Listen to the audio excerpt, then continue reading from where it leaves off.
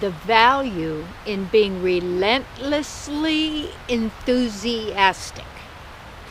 I like that word entheos, meaning within God. And I don't mean the big meanie psychopath, God, go to kill, got about the blood, all sacrifice. No. We know the true, the divine, the sweet and the kind. That is our beloved lover, partner, best friend. You might call our home base, all of this. And to be relentlessly enthusiastic means that you do not let the outer circumstances jerk you around or terrorize you. Remember, the mind is the mind, false mind, not the divine. The false mind is the greatest terrorist weapon ever invented. That's why it's all mind programming.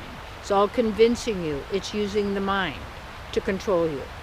And then we focus our energy on the mind and then have opinions, emotions, negative emotions, sorrow, sadness, pain, suffering, fear, anxiety, all of this, it's all from the mind. All that pain and suffering is in the mind. And then people believe, you don't want to be enthusiastic, it means you're stupid, that you're dumb. So you have to be, be intelligent, therefore you have to be very negative and critical and judgmental all the time. And a lot of these people who are so-called movie critics or theater critics were just actors who couldn't get a job. And so then they could go criticize other people, and that's a backhanded way to try and glorify yourself. Like, oh yeah, I'm really terrific, but they're not. It's taught that comparison thing all the time. So all these distractions that keep us from being relentlessly enthusiastic. And it's like, it's not waiting till you get everybody and everything all lined up, all your ducks lined up, or the next deal, the next job, the next thing, then it's all going to be cool. It's when you could be in that eternal state, which is a state of divine bliss. That means a state of you being without thinking. Then from there's levels of love, what we've done is, in a sense, by our consents and our agreement to thoughts or beliefs or concerns or games or whatever we've agreed to, these have not been in our favor. It may appear that way, but it's limiting us. And so our divine energy, our beingness, because who we are, is also the pleasure that you're seeking. And that pleasure is really the pleasure of the self, in love with the divine self, which is in love with all, because our nature is this love that is absolute, without an opposite of any kind, which means absolute caring for and the desiring the welfare of all, because there's no competition, because there's no lack, because it's not a construct. When I was in India, and this person that I know was in the hospital for dehydration and was getting these shots and everything. Well, what happened was, it was like he got possessed, like by a demon, in a sense, but it was whatever it was, of the medicine that they gave him. And what I knew was, because I've trained as a practitioner, and what that means, and as a practitioner, as a spiritual mind healer, was the key to it is that you only perceive the truth of who that other person really is. You do not buy into the disease. You do not buy into the outer effect. You do not buy into the problem, because you're not going to agree with it, because agreement creates reality.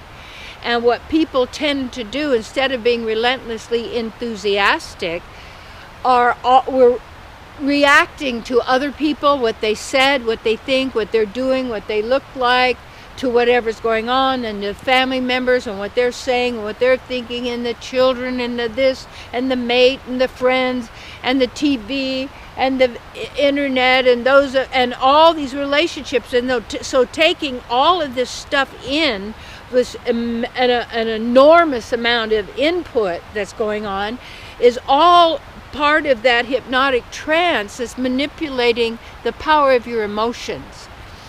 And that as souls, we are feeling beings. And that's why everyone, they're looking for what's the next feeling. And then people that aren't within the soul, they get locked into the physical body then of looking for some kind of sexual pleasure or something out of perversions. And the torture of other people so they can get some pleasure. And so these people, that whoever they are, they're very sick. And what happens is the process of always running after some pleasure, running after the next thing, keeps each person who does that away from the true pleasure of the soul. And when you're in the pleasure of the soul with the divine, you're not, your state of being doesn't change by what's going on. And people can bring all the fear they want at you. They can bring all the happiness, all the joy, they can just, stuff can be going on, but you're at the center, like the eye of the cyclone, where you're completely centered. And you're centered in yourself. Your beloved, your God within, the divine, and then we're unified in that, we're acknowledging that. And that, say it was a game that we decided to invent and create and then forgot, and then the game took over. How you end the game is you just don't play anymore.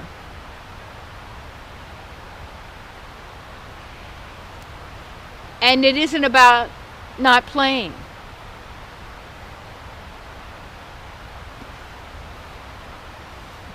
And by being relentlessly enthusiastic,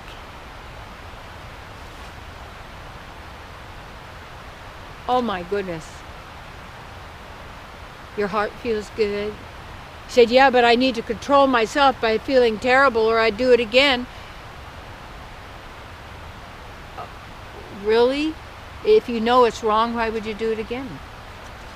And when it's to cause distress on purpose to any other living entity, to a child, to an adult, to a woman-bodied male, and to any animal, horse, cow, elephant, even snake, any.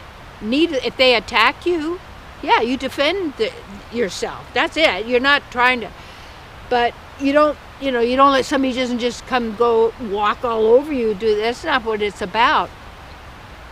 But when that other doesn't happen, when you're relentlessly enthusiastic, because nobody steals your energy, you don't give it to them.